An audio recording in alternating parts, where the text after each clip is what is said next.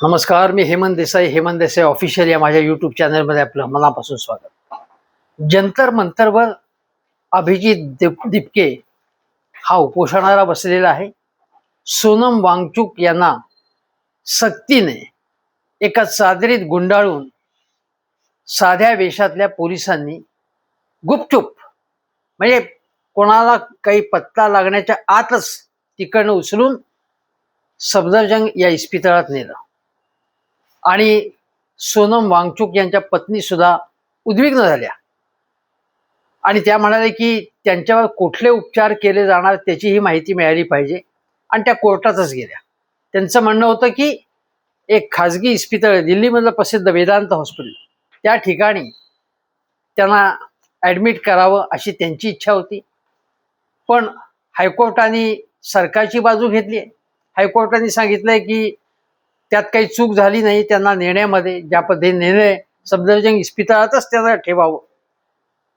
कोर्टाचा हा निर्णय मान्य होण्यासारखा नाही, पटण्यासारखा नाही. कुठलाही पेशंट, त्याचे कुटुंबीय निर्णय घेतील ना की खाजगी हॉस्पिटलमध्ये न्यायचं का सरकारी हॉस्पिटलमध्ये, कुठल्या हॉस्पिटलमध्ये ठेवायचं त्याला. सरकार कोण ठरवणार याबाबतचा निर्णय, कसा काय घेऊ शकतं. पण कोर्टाने हा आश्चर्यकारक अशा प्रकारचा जे जजमेंट दिलेलं आहे आणि त्यापुढे नाईलाज आहे.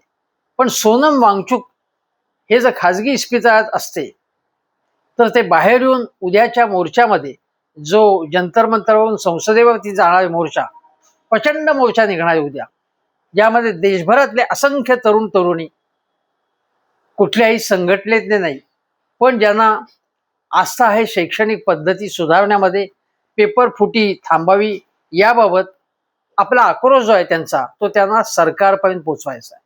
आणि तिथे सोनम वांगचुक जर तिथे गेले तर आपल्याला त्रास होईल आणि आंदोलन अभूतपूर्व यशस्वी होईल, ही सरकारची भीती आहे. सरकारला धास्ती वाटते उद्याच्या आंदोलनाची, आणि म्हणून सोनम वांगचुक यांना ठेवण्यात आलेले आहे हॉस्पिटलमध्ये. पण त्यांच्या पत्नींनी सांगितलं की काहीही हो, सोनम वांगचुक नसेल तर मी आहे आणि असंख्य विद्यार्थी आहेत, आणि सोनम वांगचुक यांचा आशीर्वाद आहे, शुभेच्छा आहेत, सदिच्छा आहेत त्यांच्या, त्यामुळे मोर्चा यशस्वी होणारच, अशा प्रकारचा निर्धार त्यांच्या पत्नीने आणि अभिजित दिपके आणि सर्व सहकाऱ्यांनी व्यक्त केलेला आहे. आणि गंमत म्हणजे कौतुकाची गोष्ट अशी की सगळ्या देशातनं आता हळूहळू या आंदोलनाला प्रतिसाद मिळतोय. गोदी मीडिया असं म्हणत होते की या आंदोलनाला काहीच गर्दी नाही, कॉकरोच पार्टीला तर करोडो लोकांचा रिस्पॉन्स होता, आता कुठे थे. पण हळूहळू गर्दी वाढत चाललेली आहे. अण्णा हजारेंच्या आंदोलनाला सगळ्या मीडियाने सपोर्ट जेव्हा दिला तेव्हा देशभरातनं लोक तिथे आली.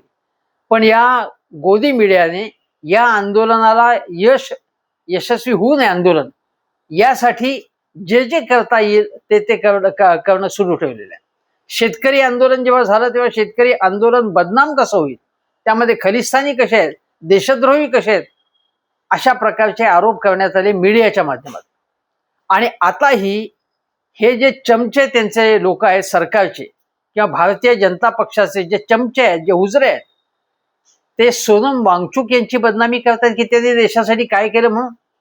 आणि दुसरी गोष्ट अशी की त्याच वेळी अभिजित दिपके आणि अन्य तरुण तिथे हादरतायत आणि या सोनम वांगचुक जे वयस्क आहेत त्यांना उपोषणाला बसवले, अशा प्रकारची टीका केली जाते. वास्तविक अन्य विद्यार्थीही उपोषणाला बसले होते. काही जणांची प्रकृती गंभीर बनलेली होती. अभिजितला मायग्रेनचा त्रास आहे आणि त्यामुळे त्याला खावं लागतं. आणि सोनम वांगचुक यांनी सांगितलं होतं की तू उपोषणाला बसायचं नाही म्हणून अभिजित बसला नव्हता, आणि आता बसलाय तो सोनम वांगचुक यांना हॉस्पिटलमध्ये नेल्यानंतर. आणि अभिजितने सांगितलं की त्याच्या आईने सांगितलं की जर खाल्लं नाही तर त्याचा मायग्रेनचा त्रास वाढतो, म्हणून तो उपोषणाला. दोन कारण होते, एक सोनम यांनी सांगितलं होतं की तू उपोषणाला बसू नकोस, आणि अभिजित त्याच्या आईचा सल्ला होता की मायग्रेनचा त्रास वाढेल जर उपाशी राहिला तर. तरी देखील आता आईचंही न ऐकता किंवा घरच्यांची इच्छा असणार की उपोषणाला बसू नये, पण घरच्यांच्या शुभेच्छाच आहेत अभिजितला, आणि तो आपल्या प्रकृतीची तमा न बाळगता उपोषणाला बसला आहे. लाजा वाटल्या पाहिजे त्या गोदी मीडियातले जे पत्रकार चमचे हे याच्याबद्दल जे खोट्या अफवा ते हादरतायत, तुफान खातायत तिथे. लाज वाटली पाहिजे यांना. कोणी यांना म्हणजे थोडक्यामध्ये यांना अद्दल घडवली पाहिजे बघा. अशा प्रकारच्या भाषेमध्ये बोललं जात आहे. हे इतके नादान सरकारचे हस्तक चमचे लोक आहेत हे काही पत्रकार की ज्याचं नाव ते. आता दुसरी गोष्ट, मुंबईमध्ये आज दादरमध्ये मीनाताई ठाकरे यांच्या पुतळ्याजवळ शिवसेना उद्धव बाळासाहेब ठाकरे यांच्या वतीने एक सभा आयोजित केली होती. आणि ही सभा तरुणांची होती, तरुणांची गर्दी होती. मी ती सभा बघायला गेलो आणि त्यानंतर मी व्यासपीठावर गेलो. व्यासपीठावर मला लोकांनी सांगितलं, मी व्यासपीठावरती आम्ही होतो तिथे. मी अत्यंत जवळनं सभा पाहिली, व्यासपीठावरनं पाहिली, पण मुलांमध्ये मिसळलो. आणि मुलांमध्ये मिसळ सगळ्यांच्याकडे पोस्टर्स होती, बॅनर्स होती. त्यामध्ये हिंदू होते, मुसलमान होते, शीख होते, ख्रिश्चन होते, पारशी होते, सगळ्या थरातली मुलं होती. श्रीमंतांची मुलं होती, मध्यमवर्गीय मुलं होती, गरिबांची मुलं होती, मुली होत्या. आणि या सगळ्यांच्या हातात पोस्टर्स, बॅनर्स होते. आणि इतका तुफान प्रतिसाद होता त्या सभेला. म्हणजे आदित्य ठाकरे, उद्धव ठाकरे येण्यापूर्वी सभेमध्ये गाणी, घोषणा अशी ऊर्जा तयार झाली होती की एक वेगळंच वातावरण तयार झालं होतं. म्हणजे हा देश बदलतोय आता. तरुणाई आता केवळ धर्मेंद्र प्रधानांचा राजीनामा मागत नाही. घोषणा मोदी तुम्ही चाल ठेवा, मोदी हटाव, अशा ही घोषणा तिथे देण्यात आल्या. ही गोष्ट नवीन आहे. यापूर्वी मोदी हटाव, देश बचाव अशा प्रकारच्या घोषणा देण्यात येत नव्हत्या. पण मला आज आठवलं की सिंहासन खाली करो, जनता आती है, अशा प्रकारची घोषणा ही देण्यात येत होती आणीबाणीच्या अगोदरच्या काळामध्ये, लोकनायक जयप्रकाश नारायण यांच्या आंदोलनाच्या वेळी. ती जी घोषणा आहे आणि ती प्रसिद्ध कवी दिनकर यांची कविता आहे, त्याच्यातली ही घोषणा आहे. आणि सिंहासन खाली करो, जनता आती है, सिंहासन खाली करो के जनता आती है, अशी ही घोषणा होती. आणि ती घोषणा प्रचंड गाजली. सिंहासन खाली करो असाच इशारा आता या सरकारला ही तरुणाई देते आहे. तरुण अत्यंत अस्वस्थ आहेत. ज्या पद्धतीने आज घोषणांचा म्हणजे गजर सुरू होता, सरकार विरोधी घोषणांचा, आणि शिक्षण पद्धती बदलण्याबाबतचा, शिक्षणातला जो भ्रष्टाचार आहे तो सगळा नाहीसा करण्याबाबतचा आज अक्षरशः अभूतपूर्व अशा प्रकारचा तो प्रतिसाद या सभेला मिळाला. आणि अशा प्रकारच्या सभा उद्धव ठाकरे यांनी किंवा कुठल्याही विरोधी पक्षांनीच नव्हे तर विद्यार्थी संघटनांनी अशा किंवा कुठल्याही संघटनांनी अशा सभा आता आयोजित केल्या पाहिजेत. आणि अशी साखळी तयार झाली पाहिजे सगळ्या गावागावात, शहरामध्ये. तर हे अभियान यशस्वी होऊ शकेल. आज या सभेमध्ये मी दोन गोष्टी तुम्हाला सांगतो. एक तर उद्धव ठाकरे यांचं भाषण आणि त्यानंतर आदित्य ठाकरे काय बोलले ते. त्यामध्ये उद्धव ठाकरे यांनी 2-3 मुद्दे मांडले. ते असं म्हणाले की पूर्वीच्या काळामध्ये, मी आपल्याला काल सांगितलं की ज्यावेळी मनमोहन सिंग यांचं सरकार होतं त्यावेळी लवकरच म्हणजे अण्णा हजारेंच्या आंदोलन लवकरच त्यांनी विलासराव देशमुखांना पाठवलं चर्चेसाठी, अन्य काही लोकांना पाठवलं, याचा उल्लेख उद्धव ठाकरेंनी केला. म्हणजे ते सरकार आणि आताचं सरकार चर्चेलाच तयार नाही, काही बोलायलाच तयार नाही. हा फरक उद्धव ठाकरेंनी समजून सांगितलं. त्यानंतर ते म्हणाले की पाकिस्तान बरोबर चर्चा केली पाहिजे, असं यांचे दत्तात्रय होसबळे यांनी, संघाच्या होसबळेंनी सांगितले. आणि मोहन भागवत जे सरसंघचालक आहे तेही म्हणाले ठीक आहे, पाकिस्तानशी चर्चा आपण केली पाहिजे. यापूर्वी पाकिस्तानशी चर्चा केली पाहिजे असे म्हणणारे आमच्यासारखे पत्रकार असतील, प्राध्यापक असतील, राजकीय नेते असतील की देशद्रोही म्हणून ते मोकळे व्हायचे सत्ताधारी, पण आता स्वतः संघाचे सरसंघचालकच म्हणाले ते.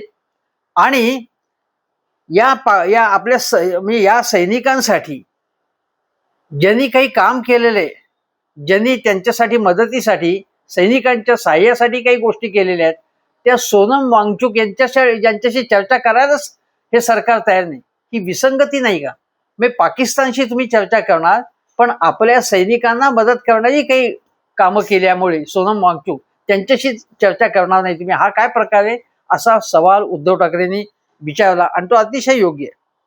नंतर उद्धव ठाकरे असं म्हणाले, त्यामध्ये अजून एक मुद्दा त्यांनी सांगितला, तो असा की ही जी आग तुमच्यात दिसते आहे ती आग आता विसता कामा नये. केवळ धर्मेंद्र प्रधानने हे सरकार बदलायला पाहिजे, त्याच्याशिवाय परिवर्तन अशक्य आहे, असा मुद्दा उद्धव ठाकरेंकडे. ही हुकुमशाही आहे आणि हे तुमचं भवितव्य चोरणारं सरकार आहे. ते देणग्या म्हणजे मंदिरामध्ये चोऱ्या माऱ्या करतात, पण तुमचं भविष्य चोरतंय आणि म्हणून हे सरकार बदलण्याची गरज आहे, असंही उद्धव ठाकरे म्हणाले. आणि त्यांनी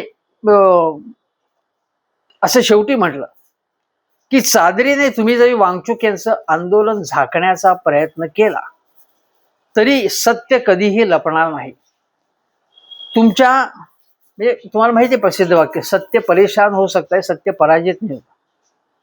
तुमच्या पापांवर आता पांघरून घालता येणार नाही, तुमच्या पापाचा कोंबडा लवकरच आरवणार आहे. आणि मोदी सरकार त्याने आव्हान दिलं की निवडणूक आत्ता घ्या. म्हणजे इतका कॉन्फिडन्स आहे उद्धव ठाकरेंना की निवडणूक आत्ता घ्या, आम्ही लढायला तयार आहोत, आम्ही तुमचा पराभव करून देऊ. आणि ज्या पद्धतीने जनतेचा रिस्पॉन्स आहे तो खूप सकारात्मक आहे. तरुणाई, मी जयप्रकाश नारायणांच्या आंदोलनाच्या वेळी जशी तरुणाई जो जबरदस्त त्यांच्यामध्ये जो उत्साह दिसत होता की हे सत्ता परिवर्तन झालंच पाहिजे. त्या काळचं इंदिरा गांधींचं सरकार असेल, बिहारमधलं अब्दुल गफूर यांचं सरकार असेल, गुजरातमधलं चिमणबाई पटेल यांचं सरकार असेल, हे सरकार आपण बदलायचंच. याचं कारण हे सरकार आपल्या विरोधात गोष्टी करते. आज विद्यार्थ्यांचे कोणते प्रश्न हे सरकार सोडवते हा प्रश्नच आहे ना. आज बघा की आपल्या शिक्षणाची गुणवत्ता दिवसेंदिवस खालावते. जगातल्या सर्वोत्तम विद्यापीठांमध्ये भारताची किती विद्यापीठ आहेत, भारतातल्या संशोधनावरती किती खर्च केला जातोय. परदेशामध्ये हार्वर्ड विद्यापीठ असेल, अनेक विद्यापीठं जी आहेत त्या विद्यापीठामध्ये, कॅलिफोर्निया असेल, अनेक विद्यापीठ आहेत आंतरराष्ट्रीय कीर्तीची विद्यापीठं. त्याला म्हणजे अमेरिका सरकार, युरोपमध्ये सुद्धा फार मोठ्या प्रमाणावरती मदत सरकारतर्फे केली जाते की तिथे रिसर्चला मदत व्हावी. उद्योगधंद्यामध्ये रिसर्चवर फार मोठा खर्च केला जातो आणि जे संशोधन आहे त्यावरती सरकार जास्त खर्च करतं. इन्स्टिट्यूट आहेत त्याच्यावरती खर्च केला जातो. आज CSDS सारखी संस्था जी आहे, जी राजकीय आणि निवडणुकीचा अभ्यास करते, त्याने एक सरकारवर त्यांनी टीका केली असं त्यांना वाटलं आणि म्हणून CSDS ची मदत सरकारने कमी करून टाकली. म्हणजे ज्या संस्था आपल्यावर काही जरी थोडासा जरी विरोधाचा सूर असेल तर त्या संस्था खतम करायच्या, हे या मोदी सरकारचं धोरण. म्हणजे CSDS ही राजकारणाच्या बद्दल, राजकीय संशोधन, निवडणुकीचं संशोधन करणारी संस्था आहे. अशा संस्थेचा सुद्धा जे काय संस्था खलास व्हावी, खतम व्हावी, असा तुमचा प्रयत्न आहे का, असा प्रश्न निर्माण होतो. आता हे झालं उद्धव ठाकरेंबद्दल. पण ही सभा आज तरुणांची होती आणि त्यामुळे तरुणाईचा आवाज तरुणाईपर्यंत पोहोचवण्यासाठी म्हणून एक तरुण, आदित्य ठाकरे नावाचा तरुण तिथे उभा राहिला. आता आदित्य ठाकरे यांनी आजची सभा अक्षरशः गाजवली आणि जिंकली असं माझं स्पष्ट मत. आणि म्हणजे आदित्य ठाकरे यांची स्तुती मी करत नाही कधी. आदित्य ठाकरे यांनी खरोखरीच ही सभा गाजवली. आदित्य ठाकरे यांच्या आत्तापर्यंत चांगली त्यांनी प्रेझेंटेशन्स केली आहेत, पत्रकार परिषदेत फार चांगलं बोलतात, सभाही त्यांनी गाजवल्या आहेत. आणि ही याच्या अगोदरची सभा, वरळीची सभा, वरळी डोम मधली सभा, त्याचं कौतुक जयंतराव पाटलांनी सुद्धा केलं होतं. मी त्या सभेमध्ये अगदी पुढे बसलो आणि ती सभा सुद्धा आदित्यने अत्यंत चांगल्या पद्धतीने भाषण केलं. आणि तसंच भाषण, त्याहूनही जास्त चांगलं भाषण, कारण आजच्या आदित्यच्या भाषणामध्ये जी आस दिसत होती, जी कळकळ दिसत होती, जी तडप आणि जो त्वेष दिसत होता की हे सगळं बदलायला पाहिजे आपल्याला. एखाद्या तरुणाला जसं वाटतं आपल्याला, कुठल्याही तरुणाला, त्या पद्धतीचा आक्रमकपणा आदित्यमध्ये होता. जर तुम्ही जुने काही गोष्टी वाचल्या तर मी उल्लेख करेन की कुमार सप्तर्षींचा जे कालच त्यांचं निधन झालं, मी त्यामध्ये कालच आदरांजली वाहिली. ते तरुण होते जेव्हा, तेव्हा पुण्याच्या बीजे मेडिकल कॉलेजमध्ये त्या काळामध्ये शंकराचार्यांशी वाद घालताना किंवा विद्यापीठामधला अन्यायाच्या वरती विद्यार्थ्यांवरच्या अन्यायाला वाचा फोडताना त्यांच्यामध्ये जो एक तडप दिसायची, जो आक्रमकपणा दिसायचा, किंवा कुमार सप्तर्षींना मी जवळनं ओळखायचो, मी पाहिलंय त्यांना, खूप वर्ष पाहतोय. पण तशाच प्रकारची तडफ लोकनायक जयप्रकाश नारायण असतील किंवा आपले SM जोशी असतील, अनेक नेत्यांचा उल्लेख करता येईल की त्यांनी तरुणाईमध्ये ज्या पद्धतीने तरुणांची मनं जिंकली त्यांचे प्रश्न मांडून, आदित्य ठाकरे यांना एक सूर सापडणं म्हणतात तसा सूर सापडलेला आहे. प्रत्येकाची सूर सापडण्याची वेळ वेगवेगळी असते, पण आज परिस्थिती अशी अस्वस्थ करणारी आहे की तुम्हाला सांगतो, 1970च्या दशकामध्ये जुलूस नावाचं नाटक अमोल पालेकरांचं चालू होतं. 1970च्या दशकामध्ये दलित पॅन्थर चळवळ आली. 1970च्या दशकामध्ये समांतर चित्रपटाची चळवळ, समांतर नाटकांची चळवळ, लिटिल मॅगझिनची चळवळ ही अतिशय जोरात आली. ते प्रस्थापित सगळ्या चौकटी मोडण्याचं ठरवलं होतं त्यांनी. प्रस्थापित व्यवस्था ही आम्हाला नकोय, कारण ती आमच्यावरती अन्याय करते. अशा प्रकारचा जो उद्वेग तरुणाईमधली ऊर्जा, जो संताप जो होता, तो सगळा बाहेर येत होता. मग त्या ठिकाणी नामदेव ढसाळ असतील किंवा लिटिल मॅगझिन चळवळीमधले जे लोक होते, अशोक शहाणे असतील, भाऊ उपाध्ये असतील, अनेक जण, चित्रपटामध्ये जब्बार पटेल, अमोल पालेकर, मणी कौल, मृणाल सेन, असे अनेक जण वेगवेगळ्या माध्यमामध्ये. पण तरुणांची जी आग होती ती त्यांच्या कलेमध्ये, त्यांच्या लिखाणामध्ये अशी आपल्याला दिसत होती. ती आग मला आज समोरच्या मैदानात दिसत होती. हे मैदान जे होतं, जे शिवाजी पार्क किंवा हा शिवाजी पार्कचा एरिया असेल, आदित्यचा मतदारसंघ भले वरळी असेल, पण बाळासाहेब ठाकरेंचं जो शिवसेने संपूर्ण जन्मस्थान जे आहे ते शिवाजी पार्क आणि आसपासच्या भागातलंच आहे. ते स्वतः बाळासाहेब तिथे राहत होते, आज राज ठाकरे जवळ राहतात. आणि आदित्य ठाकरे शिवसेना भवन तिथेच आहे. आदित्य ठाकरेचं हे मैदान होतं, एक प्रकारे शिवसेनेचं मैदान आहे.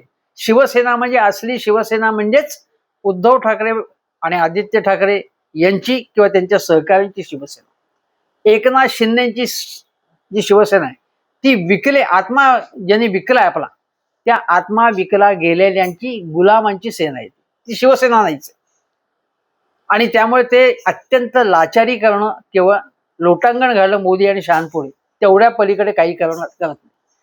त्यांना पैशाच्या पलीकडे तत्व, विचार, चळवळ याचा काही संबंधच नाही. त्यांचा चळवळ फक्त ठेकेदारीशी आणि कसे आपले खिसे भरता येईल असा त्या पक्षातल्या अनेक नेत्यांचा एकूण स्वभाव आहे त्यांचा.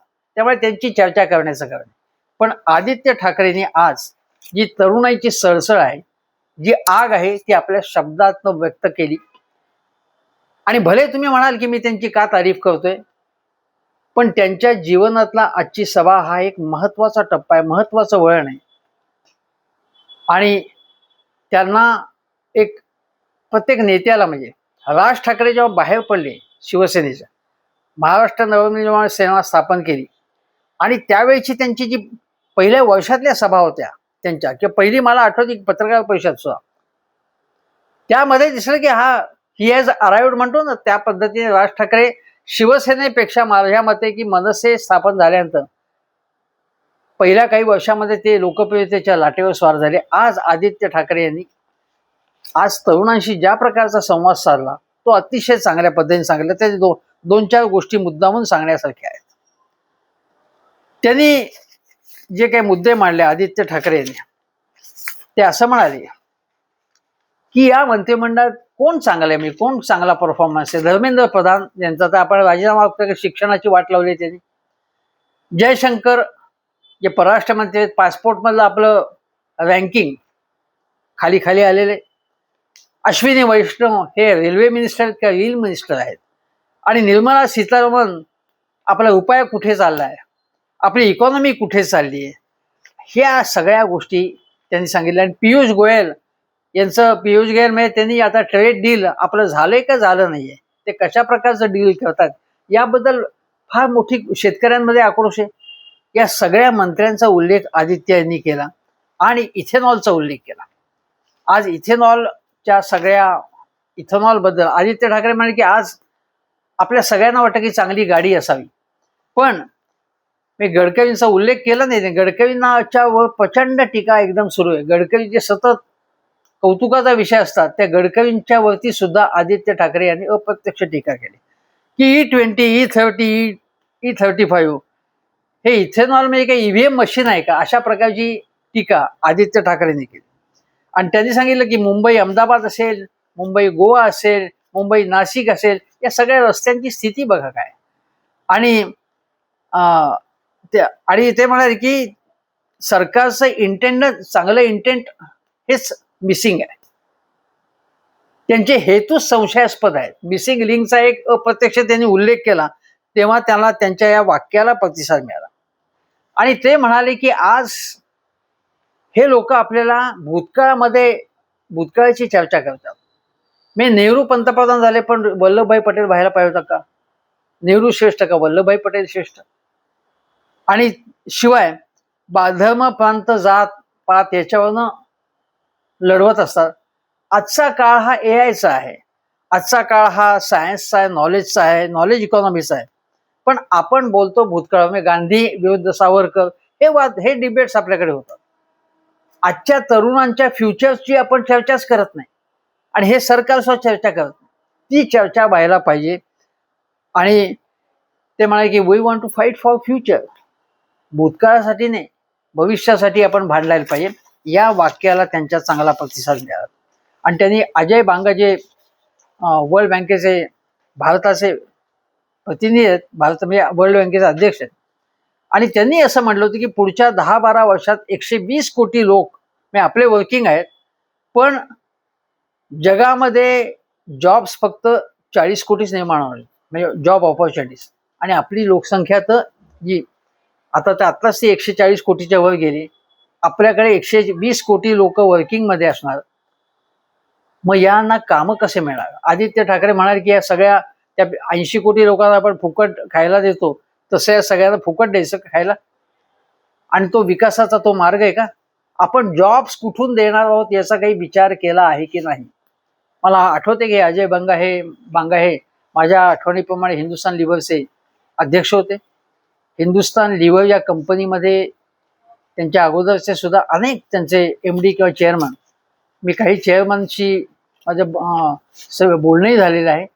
आणि हे अजय बांगांसारखे लोक हे खूप ज्यांचा वर्ल्ड इकॉनॉमी, वर्ल्ड मार्केट आणि जगाला भविष्यात काय वळण घेणार याचा चांगला अभ्यास असलेली व्यक्ती आहे. आणि आज जगापुढेच चांगले जॉब्स, आणि केवळ जॉब्स AI मुळे जॉब्स कमी काही होणारच आहेत आणि होत आहेत. ते जॉब्स आपण कशा प्रकारे निर्माण करणार आहोत याची चर्चा सुरू असताना आपण भूतकाळाबाबत बोलतोय, या विसंगतीकडे आदित्यनी हे सांगितलं, लक्ष वेधलं. आणि आदित्यनी असं सांगितलं की आपल्या विचारधारा वेगळ्या असतील, आपली थॉट प्रोसेस वेगळी असेल प्रत्येकाची. आपण या पक्षातले असो त्या पक्षातले असो, कोणा ही संघटना जवळ वाटते, कोणा ती संघटना, पण आपल्या सगळ्यांना आपल्याला देशासाठी देश पुढे न्यायचा आहे, त्यासाठी एकत्र आलं पाहिजे, सगळे मतभेद बाजूला ठेवून, असं ते म्हणाले. आणि हा खूप मुद्दा चांगला होता की आज मोदी सरकार जे आहे ते कशा प्रकारे भांडणं लावताय ते आपण बघतो. एवढंच नव्हे तर पक्ष फोडून ज्यांना फोडून आपल्याकडे आणलेले आहेत त्यांना त्या मूळ पक्षाच्या विरोधात बोलायला लावायचं. म्हणजे उदाहरणार्थ जे 6 खासदार फोडण्यात आलेले आहेत आणि ओम बिर्लांनी लगेच त्यांना पावन करून घेतलेले, म्हणजे त्यांना सगळं लिगल केलेलं आहे त्यांनी. आता हे सगळे खासदार हे आता उद्धव ठाकरे किंवा आदित्य ठाकरे यांच्यावरती बोलायला लागणार. सचिन अहिर हे ताजं उदाहरण आहे. ही यांची पद्धत आहे. की बदनाम करायचं एखाद्याला आणि एक नॅरेटिव्ह तयार करायचं.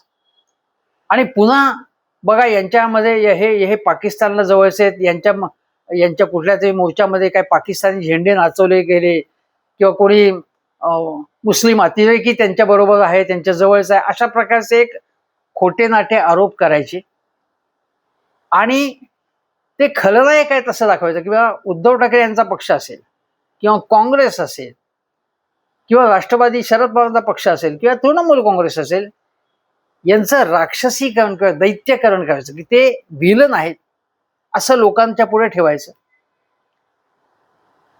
नितेश राणे आणि अन्य लोक कशा प्रकारची स्टेटमेंट्स करतायत ते बघा आणि आजचं आदित्य ठाकरे यांचं भाषण बघा. म्हणजे क्वालिटी तुम्हाला लक्षात येईल की काय क्वालिटी आहे आणि किती टपराट फडतूस टिनपाट माणसांना आपण जागा देतोय मीडियामध्ये. मग तो नितेश राणे असतील, कोणते संजय शिरसाट असतील, कोणी एखादा टपराट ज्याला म्हणतो की रत्न काय म्हणतात नररत्न आपण एक आहे जे टपराट अतिशय फडतूस आहे आणि जे सतत बोलत असतं, किंवा ती कोण एक नटी, एक दुय्यम दर्जाची नटी आहे, ती कशा प्रकारे उद्धव ठाकरेंना टार्गेट करते. त्याच पद्धतीने पश्चिम बंगालमध्ये ममता बॅनर्जी आणि त्यांच्या सहकाऱ्यांना विलन ठेवून जगातले सगळे दोष त्यांच्याकडे कसे आहेत असं दाखवण्याची पद्धत सध्या सुरू आहे. म्हणजे या लोकांना विलन ठेवायचं, जातीमध्ये भांडणं लावायची, मराठा विरुद्ध ओबीसी, हिंदू विरुद्ध मुस्लिम, आणि मग आपण चोऱ्या माऱ्या करायच्या, पक्ष फोडायचे, मतं चोरायची आणि जिंकायचं. देशाचा विकास कशा पद्धतीने संतुलित पद्धतीने झाला पाहिजे, देशाचा केवळ ग्रोथ रेट नाही तर रिअल डेव्हलपमेंट कशी झाली पाहिजे या बाबत या लोकांना काहीही घेणं देणं नाही. हे मोदी आणि शहा हे केवळ निवडणुका कशा जिंकता येतील हा मतांचा व्यापार आपल्याला कसा करून, मतांची उलाढाल करून, मतांचा व्यापार करून, मतांच्या चोऱ्या करून कसं यशस्वी होता येईल हे बघतात. त्यांना स्वतःला यशस्वी व्हायचंय, भाजपला स्वतःचा किंवा त्यांच्या नेत्यांचा विकास करायचा, म्हणजे ते नेत्यांना पैसे करायचे सत्तेच्या आधारे, देशाचा विकास त्यांना करायचा नाहीये. आणि हे आदित्य ठाकरे एक प्रकारे अधोरेखित करत होते आणि ही अतिशय चांगली गोष्ट होती. त्याने आदित्य ठाकरे यांनी आज टेक्नॉलॉजीची सुद्धा गोष्ट केली की जग कुठे चाललेलं आहे, आणि त्यांनी सांगितलं की मी इस्रोचं सायंटिस्ट त्यांना राजीनामा द्यावा असं वाटलं. आणि हे लोक नेहरूंपेक्षा किंवा नेहरूंचा विक्रम आम्ही कसा मोदींनी मोडीत काढलेला आहे आणि मोदीच हे विश्वगुरू कसे आहेत. नेहरूंनी ज्या प्रकारे या देशाचा आधुनिकीकरणाचा, म्हणजे बोकारो असेल, दुर्गापूर असेल, ठिकठिकाणी स्टील असतील, औषध असतील, सिमेंटचे वेगवेगळे कारखाने काढले, उभारले, त्यासाठी परदेशाची लागली तर मदत घेतली.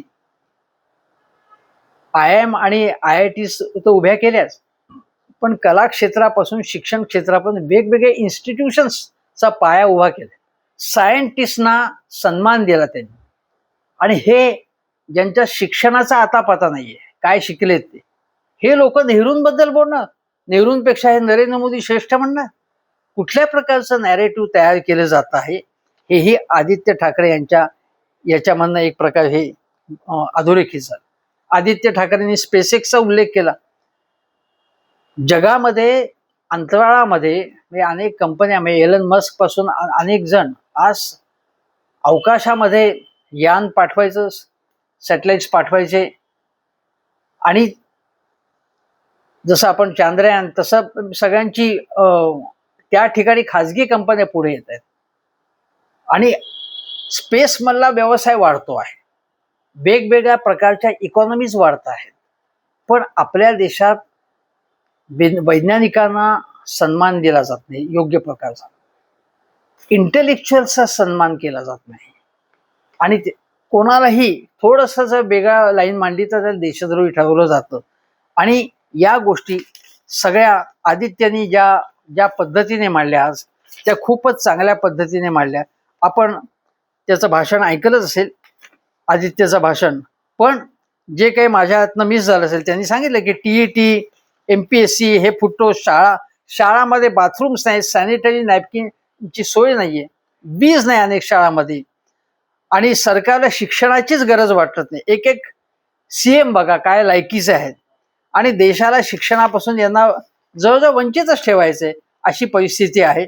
आणि एका क्षणी त्यांनी सांगितलं की झेंडे होते, तिरंगा होता. आदित्य ठाकरे म्हणाले की मला नाही दाखवलं तरी चालेल, मी दिसलो नाही तरी चालेल, तिरंगा असला पाहिजे. अशा वेगवेगळ्या या त्यांच्या भाषणातल्या मुवमेंट्सना चांगला प्रतिसाद मिळाला.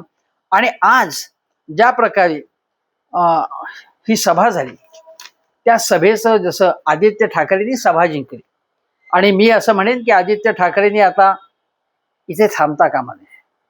आता ते दिल्लीला जाणारच आहेत, पण त्या पलीकडे आज महाराष्ट्रामध्ये ठिकठिकाणी जाऊन त्यांनी शिक्षणाचा हा जो काही बाजार झालेला आहे, शिक्षणातली गुणवत्ता कमी झालेली आहे. आपण प्राथमिक आणि माध्यमिक स्तरावरची शैक्षणिक गळती कमी केली असली तरी आज शाळांमधलं इन्फ्रास्ट्रक्चर कमी आहे. उच्च शिक्षण, आपल्या उच्च शिक्षणाची गुणवत्ता वाढलेली नाहीये.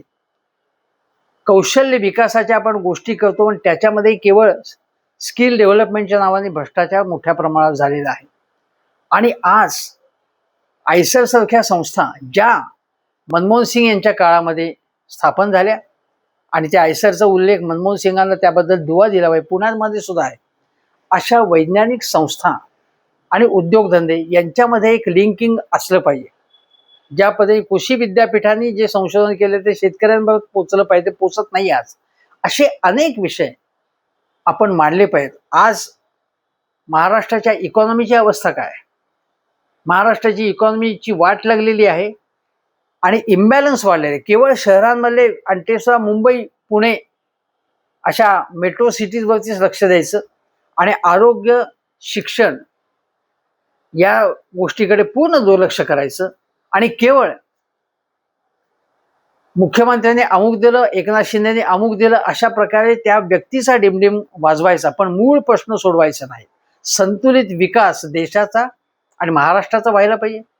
शिक्षणाचे प्रश्न सोडवले पाहिजेत, पेपरफुटी थांबवले पाहिजेत, आणि शिक्षणाची गुणवत्ता वाढली पाहिजे. यासाठी आपण काय करणार आहोत, हे सगळे मुद्दे त्या त्या शहरातले, त्या त्या गावातले क्लासवाले आणि सरकारी जे म्हणजे भ्रष्टाचाराची साखळी, क्लासवाले आणि शिक्षण सम्राट यांची जी साखळी आहे, ही साखळी सुद्धा आपण समजून घेतली पाहिजे. प्रचंड प्रमाणावरती भ्रष्टाचार आहे क्लासेसमध्ये. आज अनेक क्लासेसवाले या भ्रष्टाचारामध्ये, म्हणजे पेपर फुटीच्या भ्रष्टाचारामध्ये सामील असल्याचं दिसून आलं. हे सगळे प्रश्न आज आदित्यने अनेक मुद्द्यांना स्पर्श केला. पण यापुढे economy, technology, science, management, marketing हे विषय जर आदित्यने घेतले किंवा उद्या कोणीही घेतले, तर जो समोरच्या मुलांना जो प्रतिसाद होता तो जबरदस्त आहे. आज मी असं म्हणेन की आदित्य ठाकरे यांनी मुलांशी, म्हणजे कॉलेजमध्ये जाऊन मुलांशी संवाद साधावा, त्यांचे प्रश्न समजून घ्यावेत आणि ते मांडावेत. पण आजची सभा ऐतिहासिक झाली, आणि अभिजित दिपके, सोनम वांगचुक यांना किती मोठा सपोर्ट आहे हे आजच्या दादरमधल्या सभेमधनं दिसून आलं. आणि त्या सभेबद्दल, त्या सभेची कल्पना यशस्वी केल्याबद्दल उद्धव ठाकरे, त्यांचे सहकारी आदित्य ठाकरे, त्यांचे सहकारीने एवढंच नाही तर बाकीचे अनेक लोक या सभेमध्ये सामील झाले होते. त्यामध्ये वेगवेगळ्या संघटनांचे नेते लोक सुद्धा होते. आणि आज सभेमध्ये ज्यांनी उत्तम गाणी म्हटली, अतिशय ऊर्जा देणाऱ्या घोषणा म्हटल्या, बॅनर्स लावली ठिकठिकाणी, आणि कॅरल रस्ता असेल किंवा शिवसेना भवनच्या समोरच्या रस्त्यावरती सभेनंतर सुद्धा ज्या पद्धतीने घोषणा दिल्या गेल्या, जी एक तरुणांची शक्ती दिसून आली, ती नक्कीच त्यापासून वाटतं की देश हळूहळू बदलायला सुरुवात झालेली आहे. नरेंद्र मोदी सरकारच्या भक्तिभावातनं जनता बाहेर येत चाललेली आहे, जनतेचे डोळे उघडत आहेत, आणि म्हणून सिंहासन खाली करो या दिशेने आता देशाचा प्रवास होईल असं वाटतं. एवढंच सांगतो. धन्यवाद.